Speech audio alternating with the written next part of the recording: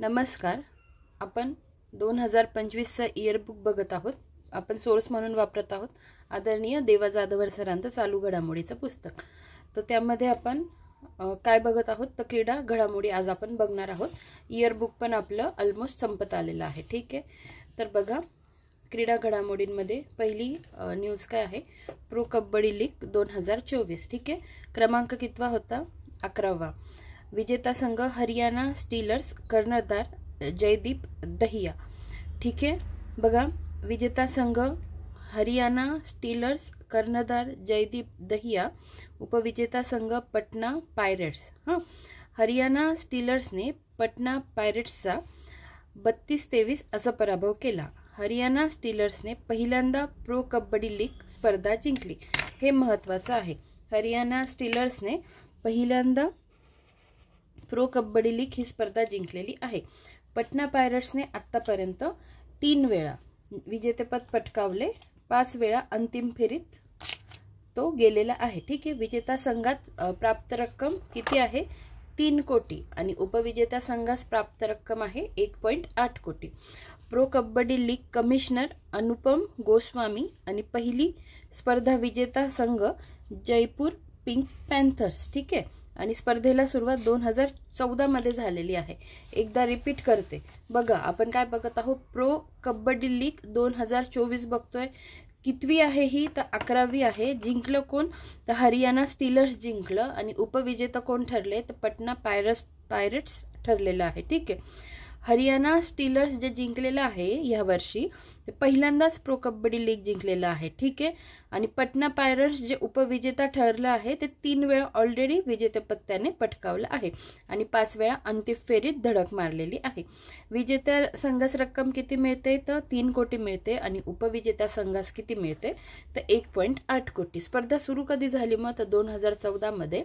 Pro kabaddi league commissioner कोण आहे, अनुपम गोस्वामी आणि पहिली स्पर्धा विजेता संघ कोण होता, जयपूर पिंक पॅन्थर्स. आता बघा अंडर 19 महिला क्रिकेट आशिया कप 2024.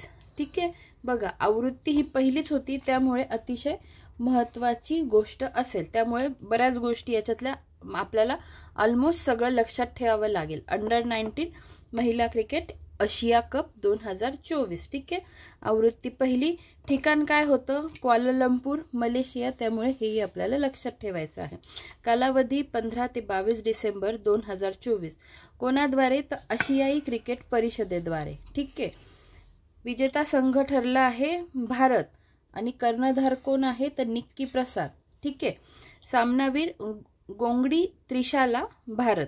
उपविजेता संघ बांगलादेश, कर्णधार सुमैया अख्तर. आशियातील 6 संघांचा समावेश होतो. पुन्हा एकदा रिपीट करते, अंडर 19 महिला क्रिकेट आशिया कप आपण 2024 बघत आहोत. पहिलीच आवृत्ती आहे, त्यामुळे आपल्याला महत्त्वाची आहे. झाली कुठे मग ती, क्वालालंपूर मलेशिया या ठिकाणी. कोणाद्वारे आयोजित केली गेली, तर आशियाई क्रिकेट परिषदेद्वारे. आणि अतिशय महत्त्वाची गोष्ट, जिंकलं कोण, तर भारत आणि कर्णधार निक्की प्रसाद. सामनावीर गोंगडी त्रिशाला भारताची. उपविजेता संघ कोण ठरला, बांगलादेश. कर्णधार सुमैया अख्तर. आशियातील 6 संघांचा समावेश होता त्याच्यात. ठीक आहे, बघा आता अंडर 19 पुरुष आशिया कप. आपण आत्ता काय पाहिलं, महिला बघितलं, आता आपण पुरुष बघणार आहोत. तर क्रमांक कितवा, 11वाच. ठिकाण कुठे, दुबई. आता 11वाच मी म्हटली आणि 11वा मला कोणाशी कोरिलेट, म्हणजे मी चुकून म्हटली की 11वाच म्हणजे प्रो कबड्डी लीगचा 11वा होता. आणि त्याच्यानंतर अंडर 19 पुरुष एशिया कपचा पण 11वा आहे. याच्याशी कन्फ्यूज नका करू, बोलता बोलता माझ्याकडून बोलल्या गेलं. ठीक आहे, अंडर 19 महिला क्रिकेट आशिया कप कितवा आहे, पहिली आवृत्ती होती. अंडर 19 पुरुष आशिया कप 2024 11वी आवृत्ती आहे. ठीक आहे, हे नीट लक्षात ठेवा. अंडर 19 महिला क्रिकेट आशिया कप पहिली आवृत्ती, अंडर 19 पुरुष आशिया कप आवृत्ती 11वी. कालावधी 29 नोव्हेंबर ते 8 डिसेंबर 2024. एकूण सहभागी संघ किती, 8. आणि ठिकाण कुठे, दुबई UAE. विजेता संघ कोण? बांगलादेश. सलग दुसऱ्यांदा जिंकलाय, सलग दुसऱ्यांदा म्हणतायत ते. कर्णधार अजीजुल हकीम तमीम. उपविजेता देश ठरला आहे भारत. कर्णधार मोहम्मद अमान. सर्वोत्तम खेळाडू इक्बाल हुसेन इमोम, बांगलादेश. ही स्पर्धा भारताने 8 वेळा जिंकली आहे. ठीक आहे. ही स्पर्धा आशियाई क्रिकेट काउन्सिलद्वारे आयोजित केली जाते. याची स्थापना 1983 मध्ये करण्यात आली. मुख्यालय दुबई या ठिकाणी आहे. सध्याचे अध्यक्ष शमी सिल्वा. राहील लक्षात. बघा आपण कंपॅरेटिव्ह स्टडी करूया. आधी अंडर-19 विषय महिला क्रिकेट विषयी बोलेल आणि नंतर अंडर-19 पुरुष आशिया कप विषय. महिलांच्या याच्यात आवृत्ती पहिली, पुरुषांच्या याच्यात आवृत्ती 11वी. ठिकाण महिलांचं इथे क्वालालंपूर मलेशिया आणि पुरुष आशिया कपचं दुबई UAE. ठीक आहे. महिला क्रिकेट संघात एकूण सहभागी संघ 6 आणि पुरुषांच्या याच्यात 8 सहभागी संघ. ठीक आहे.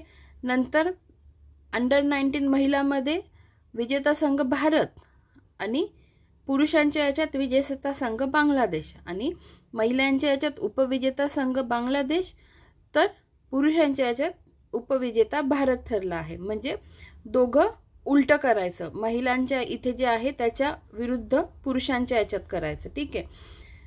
पुढे बघा मुख्यालय कुठे आहे? दुबई या ठिकाणी आहे आणि सध्याचे अध्यक्ष आहे शम्मी सिल्वा. बघा राहील लक्षात. आता आपण पुढच्या न्यूजकडे वळू. पुढची न्यूज आहे रविचंद्रन अश्विन यांच्याविषयी. बघा रविचंद्रन अश्विन भारतीय क्रिकेट संघाचा दिग्गज क्रिकेटपटू रविचंद्रन अश्विनने आंतरराष्ट्रीय क्रिकेटमधून निवृत्तीची घोषणा बॉर्डर गावस्कर करंडकाच्या 3ऱ्या लढतीनंतर डिसेंबर 2024 मध्ये जाहीर केली. अश्विनने कसोटीमध्ये एकूण 11 वेळा प्लेयर ऑफ द सिरीजचा किताब पटकावला. कसोटीत एकूण 37 वेळा 5 बळी घेतले. कसोटीत सर्वात वेगवान 350 बळी घेणारा गोलंदाज आहे. ठीक आहे. आता हे जे आहे गोलंदाजी आणि फलंदाजी मी तुम्हाला दाखवलं आहे, तुम्ही ते वाचून घ्या. ठीक आहे. आर अश्विन आत्मचरित्राचं नाव काय आहे त्यांच्या? I have the streets. त्यांच्या आत्मचरित्राचं नाव लक्षात ठेवा. आणि कशातून घेतली आहे निवृत्ती? आंतरराष्ट्रीय क्रिकेटमधून. आणि कोणत्या याच्यात घोषणा केली? तर बॉर्डर गावस्कर करंडकाच्या 3ऱ्या लढतीनंतर. ठीक आहे. आणि 11 वेळा प्लेयर ऑफ द सिरीज त्यांना मिळालेला आहे. राहील लक्षात. आता बघा पुढे आणि त्यांचं आत्मचरित्र पण नीट लक्षात ठेवा. पुढे बघा सय्यद मुश्ताक अली ट्रॉफी 2024. क्रमांक कितवा? 17वी. कालावधी 23 नोव्हेंबर ते 15 डिसेंबर 2024. सहभागी संघ आहेत 38. विजेता संघ आहे मुंबई. कर्णधार श्रेयस अय्यर. उपविजेता संघ आहे मध्य प्रदेश. कर्णधार रजत पाटीदार. ठिकाण एम चिन्नास्वामी स्टेडियम बेंगलुरू. मुंबई संघाने दुसऱ्यांदा ट्रॉफी जिंकली आहे. ठीक आहे. सय्यद मुश्ताक अली ट्रॉफी विषयी आपण ठीक आहे आधी एकदा वाचून घेऊ, त्याच्यानंतर आपण रिव्हिजन करूया. सय्यद मुश्ताक अली ट्रॉफी कोणाद्वारे? तर BCCI द्वारे. पहिली स्पर्धा कधी खेळली गेली? 2007-8 मध्ये. सर्वाधिक 3 वेळा तामिळनाडू संघाने जिंकली. सर्वाधिक 3 वेळा तामिळनाडू संघाने जिंकली. सय्यद मुश्ताक अली ट्रॉफी रणजी ट्रॉफी मध्ये भाग घेणारे संघ खेळतात. हे जे स्टेटमेंट आहे ना, ही माहिती ही अतिशय महत्त्वाची आहे की सय्यद मुश्ताक अली ट्रॉफी रणजी ट्रॉफी मध्ये भाग घेणारे संघ खेळतात. ठीक आहे. भारताची स्थानिक T20 क्रिकेट स्पर्धा आहे. परदेशात टेस्ट शतक करणारे पहिले भारतीय खेळाडू आणि देशांतर्गत क्रिकेटचे दिग्गज सय्यद मुश्ताक अली यांच्या नावावरून हे नाव देण्यात आले. ठीक आहे. आत्तापर्यंत सय्यद मुश्ताक अली ट्रॉफी विजेते बघा 2007 मध्ये तामिळनाडू आणि 2024 मध्ये मुंबई. बाकीचे तुम्ही बघून घ्या. वाटल्यास एकदा मी रिपीट करते बघा. तामिळनाडूने आत्तापर्यंत सगळ्यात जास्त वेळा जिंकली आहे ना, मग तामिळनाडूने कधी कधी जिंकली, सगळ्यात प्रथम जिंकली तामिळनाडू. नंतर बघा तामिळनाडू कुठे दिसतंय इथे 2021 लिहिलेलं आहे, तामिळनाडू आहे हे, ठीक आहे. बघू नंतर महाराष्ट्राची बघून घ्या. हे बघा 2010 महाराष्ट्र, आणि मुंबईने दोनदा जिंकली आहे म्हणतात ना, तर हे बघा मुंबई 2022 आणि 2024 असं नीट लक्षात ठेवा. आता एकदा आपण सगळं रिवाइज करू. सय्यद मुश्ताक अली ट्रॉफी 2024 क्रमांक 17वी. नंतर विजेता कोण ठरलं तर मुंबई, कर्णधार श्रेयस अय्यर, आणि उपविजेता मध्य प्रदेश, कर्णधार रजत पाटीदार. कुठे झाली? M Chinnaswamy stadium Bengaluru. मुंबई संघाने दुसऱ्यांदा ही ट्रॉफी जिंकली आहे, ठीक आहे. आणि सगळ्यात जास्त वेळा कोणी जिंकली आहे? सर्वाधिक 3 वेळा तामिळनाडू संघाने जिंकली, हे नीट लक्षात ठेवा. तर आणि मेन वैशिष्ट्य काय आहे? सय्यद मुश्ताक अली ट्रॉफी रणजी ट्रॉफीमध्ये भाग घेणारे संघ खेळतात, राहील लक्षात. आणि कोण आहे सय्यद मुश्ताक अली? तर परदेशात टेस्ट शतक करणारे पहिले भारतीय खेळाडू.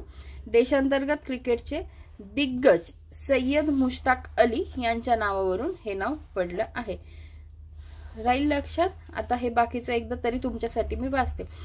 2007 तामिळनाडू, 2010 महाराष्ट्र, 2011 बंगाल, 2012 बडोदा, 2013 गुजरात, 14 मध्ये पुन्हा बडोदा, 15 गुजरात, 16 उत्तर प्रदेश, 17 पूर्व भाग, 18 दिल्ली, 19 कर्नाटक, 19 पुन्हा कर्नाटक, 21 तामिळनाडू, 22 मुंबई, 23 पंजाब, 24 मुंबई, ठीक आहे. आपण आता पुढे बघूया. फुटबॉल वर्ल्ड कप आगामी यजमानपद. दर 4 वर्षांनंतर होणाऱ्या फुटबॉल आगामी स्पर्धाची ठिकाणे पुढील प्रमाणे. 2026 मध्ये आता काय फुटबॉल वर्ल्ड कपचे आगामी यजमानपद सांगितलेली आहेत. 2026 नंतर 30 आणि 34. 2026 मध्ये बघा नॉर्थ अमेरिके पूर्ण, अमेरिका, कॅनडा आणि मेक्सिको, राहील लक्षात.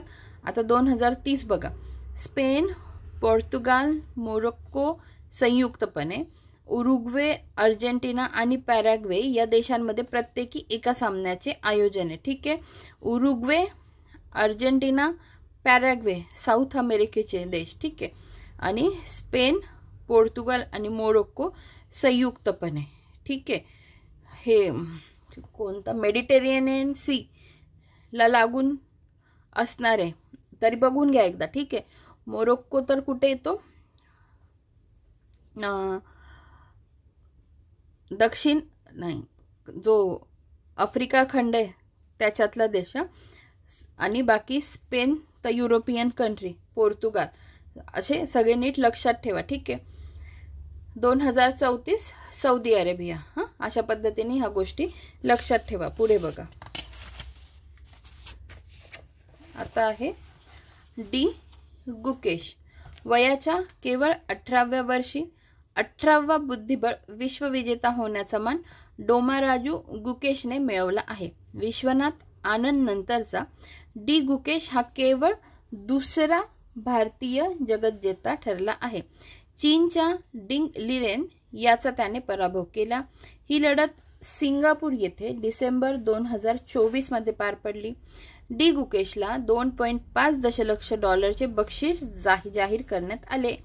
डी गुकेश बुद्धिबळाच्या इतिहासात आतापर्यंत सर्वात तरुण 18 वर्षे 8 महिने 14 दिवस विश्वविजेता ठरला आहे. यापूर्वी गॅरी कॅस्पॅरोव जो रशियाचा आहे त्याच्या नावावर वयाच्या 22व्या वर्षी विश्वविजेता होण्याचा विक्रम किती 1985 साली. डी गुकेशचा जन्म 2006 मध्ये चेन्नईमध्ये तामिळनाडू येथे झाला, ठीक आहे. तामिळनाडू सरकारने 5 कोटींचे बक्षीस जाहीर केले, राहील लक्षात.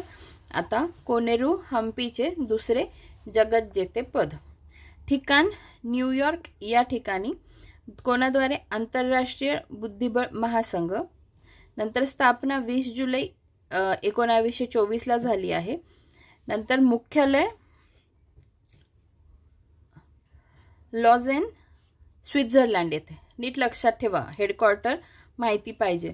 भारताची बुद्धिबळपटू कोनेरू हम्पी हिने डिसेंबर 2024 मध्ये इंडोनेशियाच्या हरिन सुकंदरचा पराभव करत दुसऱ्या जागतिक जलद बुद्धिबळ अजिंक्य पुन्हा वाचते. भारताची बुद्धिबळपटू कोनेरू हम्पीने डिसेंबर 2024 मध्ये इंडोनेशियाच्या हरिन सुकंदरचा पराभव करत दुसऱ्यांदा जागतिक जलद बुद्धिबळ अजिंक्यपद पटकावले. दुसऱ्यांदा. यापूर्वी हम्पीने 2019 मध्ये पहिल्यांदा विश्वविजेतेपद पटकावले होते. हम्पी ही स्पर्धा एकाहून अधिक वेळा जिंकणारी चीनच्या जू वेनजून हिच्या नंतरची केवळ दुसरी बुद्धिबळपटू ठरली आहे. हिचं पण नाव लक्षात ठेवा, चीनची जू वेनजून. ठीक आहे. अशी कामगिरी करणारी ती भारतातील पहिली महिला बुद्धिबळपटू आहे. कोनेरू हम्पी मूळची आंध्र प्रदेशची. 2003 मध्ये अर्जुन पुरस्कार, 2007 मध्ये पद्मश्री पुरस्कार. ठीक आहे. आता सय्यद मोदी आंतरराष्ट्रीय बॅडमिंटन स्पर्धा 2024. महिला एकेरी विजेती PV सिंधू भारत.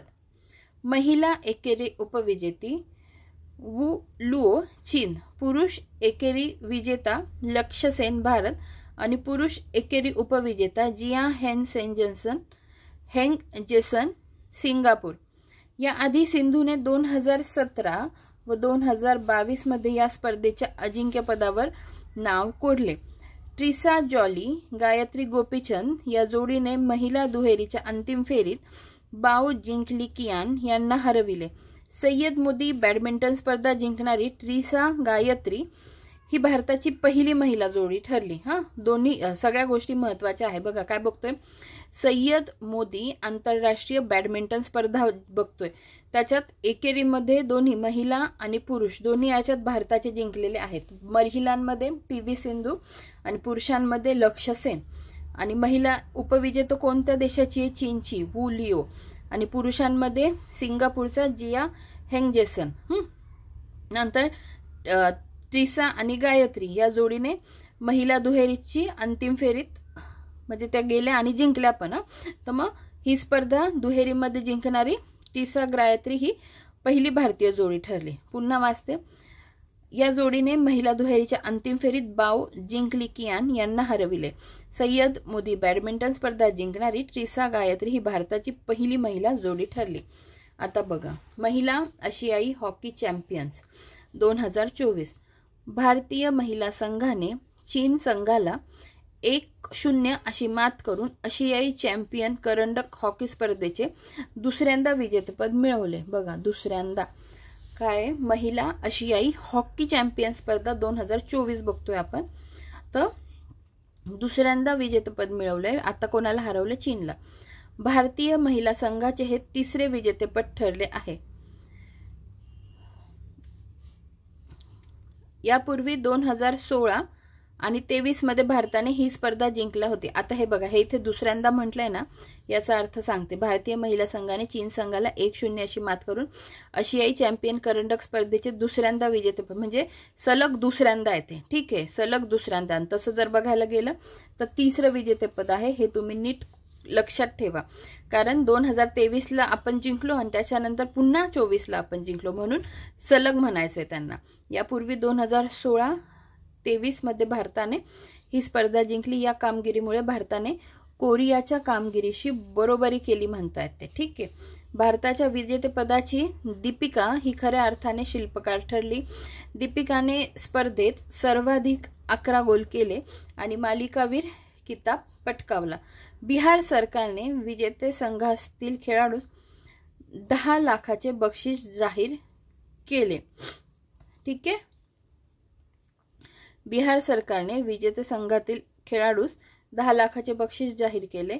क्रमांक 8वी ठिकाण राजगीर बिहार. ठीक आहे. भारत सलग दुसऱ्यांदा या स्पर्धेचे यजमानपद भूषवत आहे. सलग दुसऱ्यांदा. सहभागी देश भारत, चीन, जपान, मलेशिया, कोरिया, थायलंड. कालावधी 11 ते 20 नोव्हेंबर 2024. भारतीय महिला हॉकी कर्णधार सलीमा टेटे. या स्पर्धेची सुरुवात 2010 ला झाली आहे. ठीक आहे. ही न्यूज पण आपली आता झाली आहे। आता पुढची न्यूज बघा, महिला T20 विश्व करंडक स्पर्धा 2024 विजेता देश न्यूझीलंड, कर्णधार सोफी डिवाइन आणि उपविजेता दक्षिण आफ्रिका, कर्णधार लॉरा वोलवार्ड। बघा, महिला T20 विश्व करंडक 2024 बघतोय आपण। त्याच्यात विजेता देश न्यूझीलंड झालाय, कर्णधार सोफी डिवाइन आणि उपविजेता दक्षिण आफ्रिका, कर्णधार लॉरा वोलवार्ड। सामनावीर अमेलिया केर, ठिकाण दुबई, संयुक्त अरब अमिराती। सहभागी देश 10, क्रमांक कितवा 9, दिनांक 3 ऑक्टोबर 2024 ते 20 ऑक्टोबर 2024। स्पर्धेचे यजमानपद बांगलादेशकडे होते, ठीक आहे, पण त्यांच्या देशातील अस्थिर राजकीय स्थितीमुळे ICCने ही स्पर्धा UAEत आयोजित केली। ह्याच्यातली ही गोष्ट महत्त्वाची आहे, महिला T20 विश्व करंडक 2024 कुठे होणार होती तर बांगलादेशमध्ये, पण तिथे अस्थिर राजकीय परिस्थिती होती, त्यामुळे ती कुठे झाली, ICCने ही स्पर्धा UAEत आयोजित केली। 2026 ची आगामी स्पर्धा इंग्लंड या ठिकाणी होणार आहे। सहभागी देश Australia, Bharat, New Zealand, Pakistan, Sri Lanka, Bangladesh, England, Scotland, दक्षिण आफ्रिका, वेस्ट इंडिज दर 2 वर्षांनी होते, हे महत्त्वाचं आहे। ऑस्ट्रेलिया 6 वेळा विजेता ठरलेला आहे। इंग्लंड, वेस्ट इंडिज, न्यूझीलंड प्रत्येकी 1 वेळा विजेते ठरलेले आहेत, ठीक आहे। ही न्यूज पण आपली झाली। आता आपल्या सगळ्या न्यूज झालेल्या आहेत याच्यातला, आणि बाकीच्या ज्या मी आता तुम्हाला दाखवत आहे ह्या ऑलरेडी आपल्या 17व्या चालू घडामोडीच्या आवृत्तीत कंप्लीट झालेल्या आहेत। तर मग त्याची प्लेलिस्टची लिंक मी तुम्हाला खाली डिस्क्रिप्शन बॉक्समध्ये पाठवते किंवा ठेवते, तिथे तुम्ही तिकडे जाऊन बाकीचे व्हिडिओ पण बघू शकता। आता इयरबुकमध्ये आपलं फक्त राजकीय घडामोडी बाकी आहे आणि आर्थिक घडामोडी बाकी, त्या पण आपल्या लवकरच होतील। ते झालं, ते परीक्षेला जाता जाता मी घेत राहील वेळ मिळेल तसा, पण मग ह्या 2च गोष्टी मेन राहिल्यानंतर आपलं इयरबुक पण हे कंप्लीट होऊन जात आहे। तर मग लवकरच भेटूया आपण पुढच्या व्हिडिओमध्ये। धन्यवाद।